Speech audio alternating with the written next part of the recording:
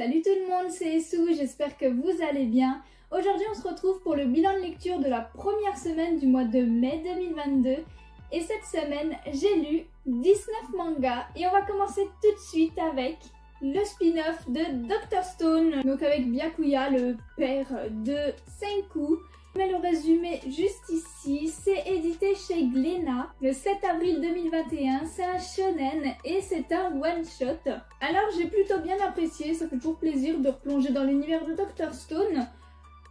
Mais j'étais un petit peu déçue par cette lecture dans le sens où je pensais vraiment qu'on allait suivre Byakuya avec ses collègues, même une fois qu'ils revenaient sur Terre, voir un petit peu comment ça s'est passé de leur côté. Mais non, en fait, dès qu'ils quittent le vaisseau, dès qu'ils quittent l'espace et qu'ils retournent sur Terre, on suit ensuite le petit robot que Byakuya a créé et qui veille du coup sur leur vaisseau en leur absence en les attendant très patiemment. On va voir des millénaires passer. Et évidemment, Byakuya va finir par décéder comme tous ses autres collègues de vieillesse notamment. On va pratiquement exclusivement suivre en fait ce petit robot qui va tout faire pour garder le vaisseau en vie, construire des choses, réparer d'autres choses, se déplacer, aller récupérer des choses à plusieurs années-lumière. Alors c'est sympa à lire, on s'attache même énormément à ce petit robot. Et on est vraiment triste pour ce petit robot qui attend patiemment en fait le retour de Byakuya alors qu'il reviendra jamais vu qu'en plus par la suite il est décédé. Donc le robot il attend, il a espoir qu'il revienne pour rien et c'est super triste.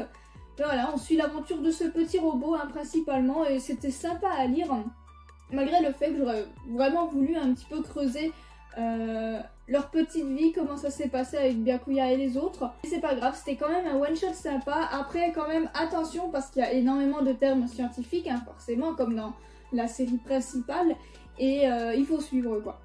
Mais sinon voilà, j'ai passé un bon moment mais c'est pas ce à quoi je m'attendais.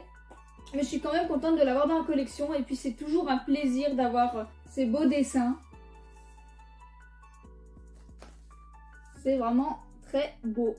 Ensuite, on va passer au tome 3 à 6 de 100 jours avant ta mort. Donc, je vous montre les covers rapidement. Voilà. C'est édité chez Glénat, 16 juin 2021 pour le tome 3. C'est un shoujo et c'est terminé en 6 tomes. Donc voilà, j'ai lu la suite et fin de cette œuvre. Vers la fin, je trouve qu'on part un petit peu dans un délire fantastique qui n'est pas forcément nécessaire avec une sorte de dieu qui apparaît, décide finalement que c'est plus notre héros qui doit sauver notre petite héroïne, mais l'inverse, histoire de se divertir et voir ce que ça donne. C'est un dieu assez bizarre, un petit peu sadique sur les bords. Au final, on a une happy ending où notre petite héroïne ne meurt pas et où notre héros, du coup, qui avait perdu la mémoire, a retrouvé la mémoire. Donc voilà, à la fin, ils sont heureux tout plein. J'aurais bien voulu développer un petit peu plus les personnages secondaires. Alors, par exemple, il y a un garçon qui les aide, qui est assez présent. Et on voit qu'il s'est passé quelque chose avec une dame dans son passé. Et on voit que ça le torture pas mal. En fait, j'aurais vraiment voulu qu'il développe quand même ce petit côté... ce petit passage, j'aurais bien voulu les voir se revoir même si elle est décédée. Vu qu'en fait à la fin on a une page où la dame, on voit très brièvement à la fin que la dame va le voir ici. Mais j'aurais bien voulu voir leur discussion en fait. C'est tout con, c'est des petits trucs comme ça mais c'est vrai que j'aurais bien voulu développer ce côté-là de ce personnage secondaire. C'est un bon moment durant la lecture. Vers la fin, j'ai un petit peu stressé parce qu'on s'approchait petit à petit de la fin du compte à rebours de notre héroïne et j'avais vraiment peur qu'elle décède en fait. Quand j'ai lu les 2 premiers tomes, moi j'étais persuadée, je pensais qu'on partait quand même sur un manga qui allait pas se finir totalement bien et qu'elle allait vraiment finir par mourir, qu'il retardait juste l'échéance mais qu'elle allait finir par mourir. Au final, ça n'arrive pas. C'est cool et en même temps, c'est dommage. Mais bon, en même temps, nos 2 héros sont tellement mignons ensemble que ça aurait été dommage de les séparer. Et de toute façon, ils ne vivent que l'un pour l'autre. Et si jamais ils sont séparés ne serait-ce qu'un jour, ça va plus du tout. Ils ont un lien vraiment très fort entre eux. Et voilà, c'est un petit couple attachant. Et on a envie de les voir réussir leur objectif. Et être juste heureux à la fin, tout simplement. Bien aussi, par contre, à la fin du tome 6, c'est qu'on a quelques petites pages où on voit un petit peu ce qu'ils deviennent quelques années plus tard. Et c'est sympathique en fait, ça Ça creuse un tout petit peu plus l'histoire et leur relation et voilà, ça fait plaisir. Les dessins en plus de ça sont vraiment très beaux. J'aime beaucoup le trait personnellement, je trouve ça très très joli. Et puis voilà, on s'attache au personnage, l'histoire est sympathique même si ça part dans un délire très surnaturel vers la fin, même si bon, de base avoir deux personnages qui ont des petits pouvoirs, c'est étrange, mais pourquoi pas. Mais là c'est vraiment un dieu qui apparaît et tout à la fin. On pourrait presque dire que ça part dans le what the fuck, mais ça va, ça reste correct, ça reste pas... C'est pas absurde pour autant et j'ai passé un bon moment. Ensuite, j'ai lu les tomes 1 et 2 du Grimoire Écarlate. Donc je vous mets le résumé du tome 1 juste ici. C'est édité chez Noévé Graphics le 2 juillet 2021. C'est un shonen et le manga est en cours. Le tome 3 sortira le 10 juin. J'ai trouvé l'histoire très originale, très intrigante. En fait, il y a encore pas mal de mystères. On a une histoire qui sort du lot, ça fait du bien. Les personnages sont hauts en couleur. On a notre héroïne qui est extrêmement altruiste, elle veut pas voir les gens mourir, elle est extrêmement bonne avec tout le monde, hein. C'est vraiment un ange, elle est adorable, elle est très attachante et sa compagnon de route, du coup Chaperon Rouge, qu'elle hérite de sa grand-mère décédée. À l'inverse, elle est très sanguine, elle tue sans hésiter, sans problème, mais on voit qu'elle a une certaine loyauté et... franchement, ça fait un duo très électrique, mais qui marche bien. En tout cas, on s'attache vraiment à eux au fur et à mesure de la lecture. Et on va les voir du coup face à plusieurs situations différentes, à plusieurs ennemis. On va les voir combattre. On va voir que notre héroïne n'est pas si faible que ce qu'on pourrait croire au premier abord et qu'elle a énormément d'imagination, ce qui est assez favorable quand tu as un pouvoir qui est lié au dessin finalement. Et qui lui permettent de faire apparaître des trucs dès qu'elle dessine quelque chose. On prend plaisir à lire l'œuvre. Il y a beaucoup de mystères encore, beaucoup de personnages qu'on ne connaît pas trop, pas encore très développés et j'ai justement très hâte de creuser ça, surtout que la fin du tome 2 nous laisse dans un suspense assez incroyable où notre héroïne semble être dans le pétrin après avoir vu notre cher Chaperon Rouge se faire bien rétamer comme il faut. On tombe vraiment direct sur un big boss dès le tome 2 et j'ai super hâte de voir comment ça va se dérouler par la suite, voir comment le combat va se passer. Et aussi en savoir plus du coup sur ces fameux méchants. En plus de ça, je trouve que le style graphique est assez intéressant. Le style est très particulier mais j'aime plutôt bien le trait, même si je trouve qu'il y a certaines planches qui sont un petit peu... moyenne on va dire niveau proportion. Je trouve vraiment que le trait a un certain charme et j'aime beaucoup. Franchement j'aime bien l'univers, j'aime bien le personnage et pour le moment le manga me donne envie de connaître sa suite. On passe à une autre œuvre maintenant avec le tome 1 de Starving Anonymous. Je vous mets le résumé du tome 1 juste ici. C'est édité chez Pika le 3 octobre 2018, c'est un seinen et c'est terminé en 7 tomes. Et en fait, c'est une œuvre dont j'avais entendu parler sur Instagram via d'autres comptes. Et après m'être un petit peu renseignée dessus, j'ai vu quelques planches, j'ai lu le résumé et ça m'a tout de suite plu, ça m'a donné envie en fait de lire l'œuvre. Et un coup, j'ai trouvé voilà, le tome 1 en librairie et je l'ai acheté pour essayer. Et ça y est, je l'ai lu et franchement, je me suis pas trompée, c'est incroyable. Alors je vous préviens juste tout de suite, c'est pour public averti, hein. Il y a énormément de violence, on va voir... notamment des gens se faire engrosser de force jusqu'à ce qu'ils deviennent énormes et se fassent bouffer par des bestioles immondes, énormes, juste monstrueuses, vraiment elles sont horribles. On a ça d'un côté, dans une autre pièce on va avoir des femmes nues qui sont totalement droguées avec des mecs qui sont également drogués, nus, et le but c'est de les faire s'accoupler un maximum pour créer... énormément de naissances en fait, jusqu'à ce que la femme n'en peut plus, devienne une loque et après on se débarrasse d'elle. Vous avez compris le topo, dès le premier tome c'est pas super joyeux, il se passe des choses assez sombres et c'est vrai qu'on est un petit peu perdu comme notre petit héros. On sait pas trop pourquoi ils sont là, qui sont vraiment ces gens et pourquoi ils font ça. Enfin, surtout ces bêtes en fait, c'est surtout ces bêtes qui nous intriguent. Elles ont l'air d'être chouchoutées, on voit même un nid de ces bêtes à un moment. Et elles sont extrêmement dangereuses, hein. Elles tuent l'humain de manière cruelle, de manière sadique. Elles s'en foutent en fait, elles les bouffent, elles leur déchirent la peau comme si c'était du poulet. C'est c'est juste monstrueux à voir. On est assez curieux de voir si nos héros vont pouvoir s'en sortir. Surtout que les compagnons de notre héros de base sont assez bizarres, hein. Eux ils ont pas forcément envie de partir de ce lieu, en fait ils veulent juste en découvrir plus, en voir plus.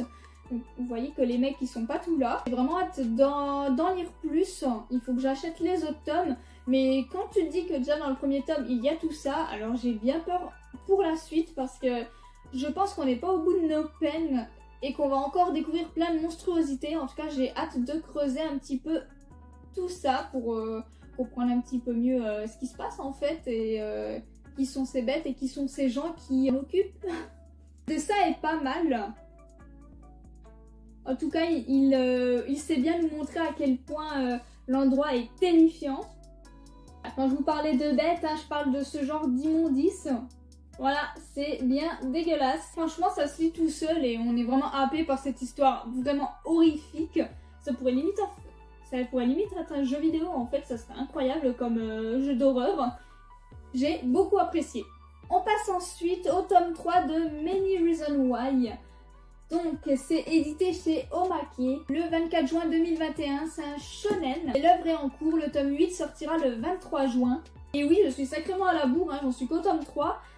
Mais en fait, quand le tome 3 est sorti, je l'ai acheté, hein, normal, et j'ai pas vu l'annonce du tome 4 à l'époque. Je l'ai complètement loupé. Et ensuite, je suis tombée sur le tome 5 par la suite, et voilà, je me suis laissée noyer par les sorties. Donc il faut que je rattrape mon retard. Mais en tout cas, ce tome 3 est plutôt intéressant. Comme pour les tomes 1 et 2, on a des révélations sur pas mal de personnes présentes dans cette classe. On voit qu'en fait, au premier abord, ça semblait être une classe assez normale. Et on pourrait penser que les lettres que la demoiselle décédée a laissées à ses camarades de classe étaient bienveillantes. Hein, au premier abord, quand chacun leur tour, ils lisent la lettre, ça semble vraiment bienveillant. Mais au final, quand on lit entre les lignes, on voit que c'est parfois assez accusateur. Et du coup, la classe va s'amuser à décortiquer ces lettres et on va du coup découvrir beaucoup de choses. On va en fait petit à petit mettre les pièces de puzzle ensemble et j'ai super hâte en fait de lire la suite pour voir du coup le fin mot de l'histoire. Quelle est la raison pour laquelle notre demoiselle s'est suicidée en fait.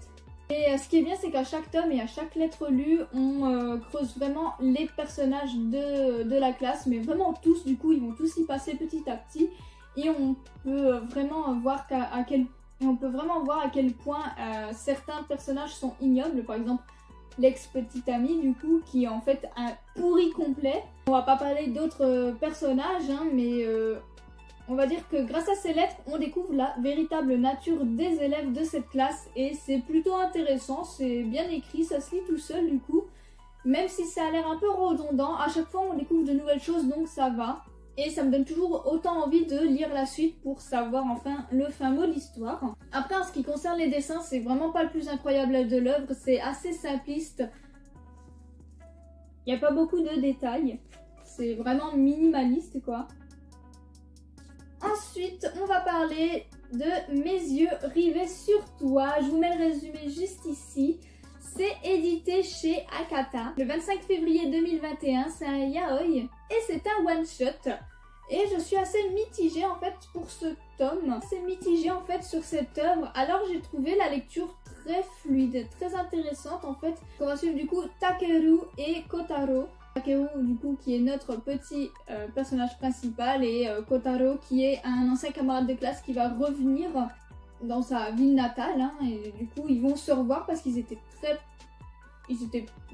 amis quand ils étaient petits et on va vraiment les suivre dans leur petit quotidien et on va voir du coup que Takeru en fait est gay et il s'intéresse pas du tout aux filles et encore moins à toutes les histoires de mariage, d'enfants et autres, ça le saoule plus qu'autre chose.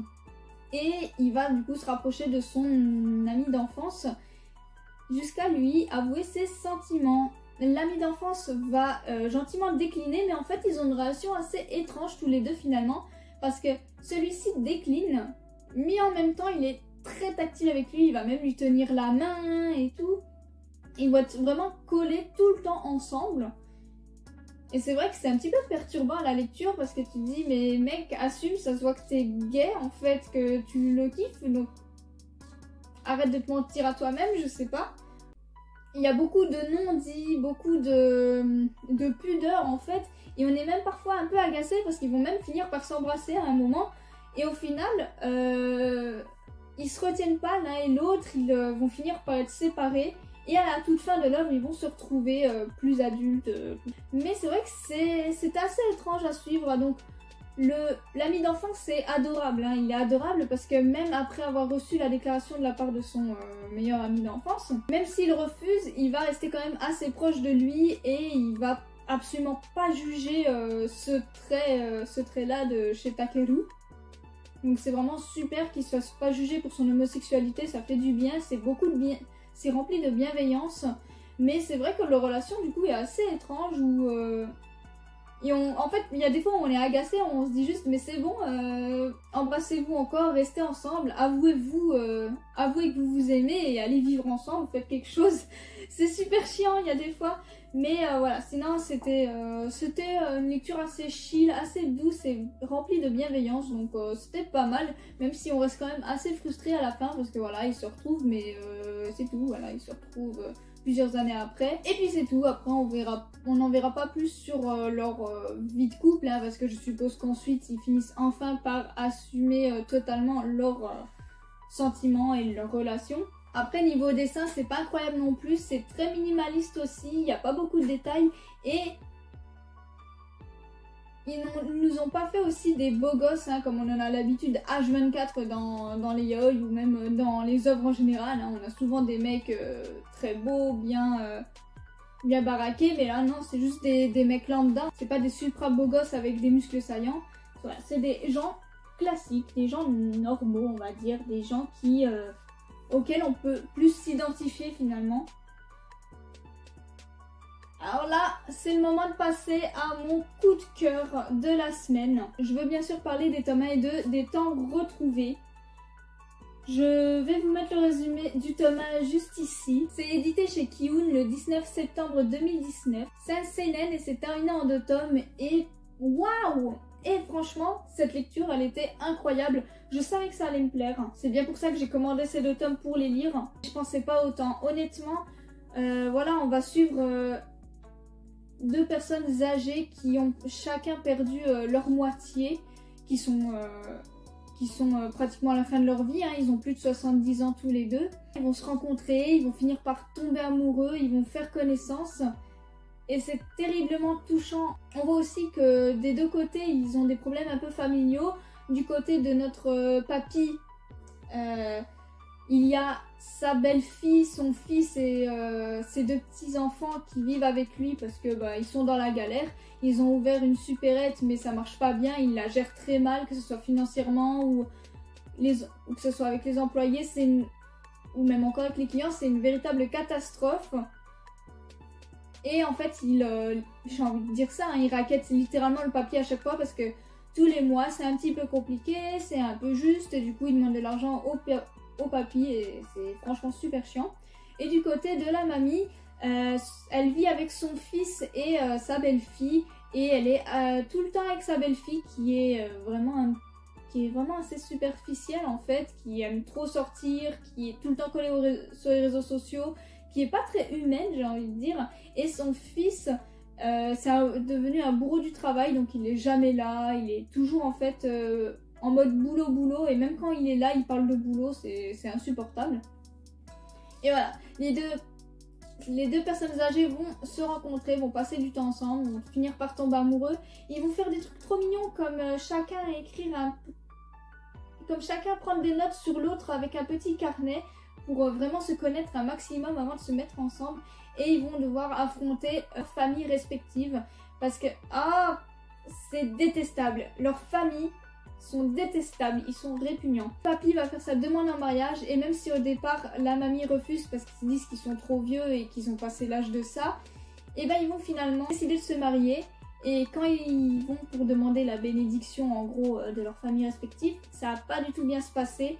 Du côté du papy, ils ont pas envie d'avoir honte en fait, le fils il est outré, il se dit que son père est égoïste qu'il oublie son ex-femme décédée et que c'est trop la honte en fait. Enfin, comment ils peuvent penser que des personnes âgées peuvent se marier à 70 ans, visiblement. Super révoltant hein, comme façon de penser, mais voilà, c'est totalement ce qu'ils disent et c'est pareil du côté de la mamie. Hein. La mamie va même finir séquestrée dans sa chambre, hein, c'est pour dire, ils vont l'empêcher de sortir pour retrouver le papy. Ça va être une véritable histoire à la Roméo et Juliette, et c'est juste horrible.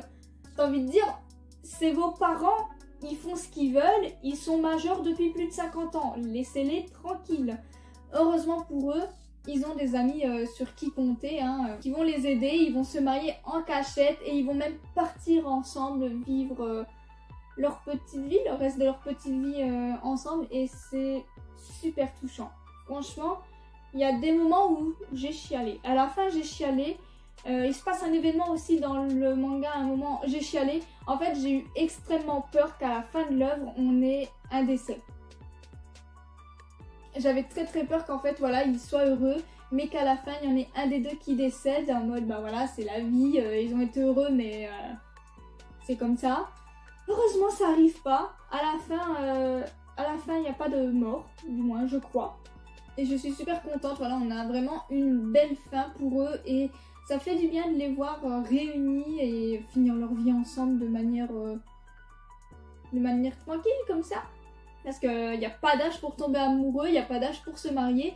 Et je vous jure que c'était tellement énervant de les voir se plaindre là. En fait, c'est eux les égoïstes. Ils veulent pas les laisser vivre leur vie à cause du regard des autres. Mais qu'est-ce qu'on s'en fout, ils sont tellement adorables ensemble. Leurs amis ont vraiment été d'une grande aide. J'ai juste adoré, j'étais à fond dedans. Je vous jure, j'ai lâché ces larmes de crocodile. C'est vraiment une histoire à lire pour moi. Elle est juste pépite. On est plongé dedans du début à la fin, c'est juste génial et ça fait que 2 tomes. Et en plus de ça, les dessins, je trouve la patte graphique incroyablement belle, très douce. C'est en couleur, hein, mais les couleurs sont tellement belles.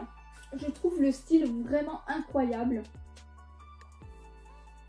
Regardez ça comme c'est beau. Franchement, c'est un petit couple hyper touchant et j'ai pris plaisir à suivre leur petit combat pour l'amour et pour la liberté. J'ai adoré. On passe maintenant à l'avant-dernière œuvre avec le tome 4 de Brisé par ton amour. C'est édité chez Meian le 24 juin 2021. C'est un seinen et c'est actuellement en cours. On n'a pas encore d'annonce pour le tome 5. Et que dire par rapport aux autres tomes. Alors, durant les autres tomes, il y avait beaucoup de violence. Il y avait des actes qui étaient juste monstrueux, que ce soit de la part de certains élèves comme de notre héroïne. Je savais pas trop comment me placer par rapport à elle en fait. J'avais beaucoup de peine pour ce qui lui arrivait et en même temps elle a fait des choses qui ne sont pas acceptables et qui ne sont pas correctes. Et après avoir lu ce tome 4, je suis tout aussi perdue qu'avant. En fait, il y a une partie de moi qui l'apprécie, qui la trouve assez touchante et qui est très compatissante vis-à-vis de sa souffrance. Et en même temps, on voit qu'elle a un problème très sérieux et qu'elle a besoin d'aide en fait. Elle est dangereuse d'un côté. Elle est fragile d'un côté et très dangereuse d'un autre. Mais par rapport aux autres tomes, j'ai trouvé ce tome 4 beaucoup moins violent. En tout cas physiquement, mentalement, voilà, il y a des choses qui sont dites. Donc j'attends de lire les autres tomes pour savoir enfin comment me situer.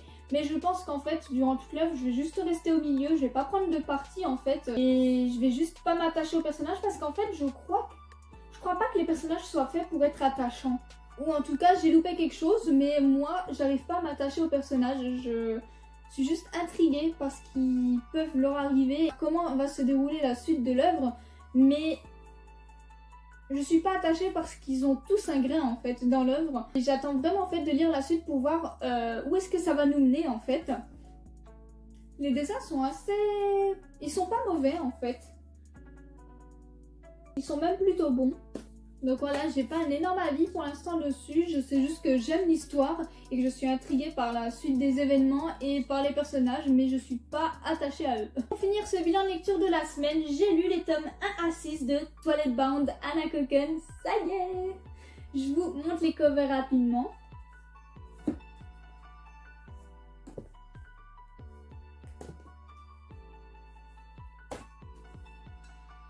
Voilà.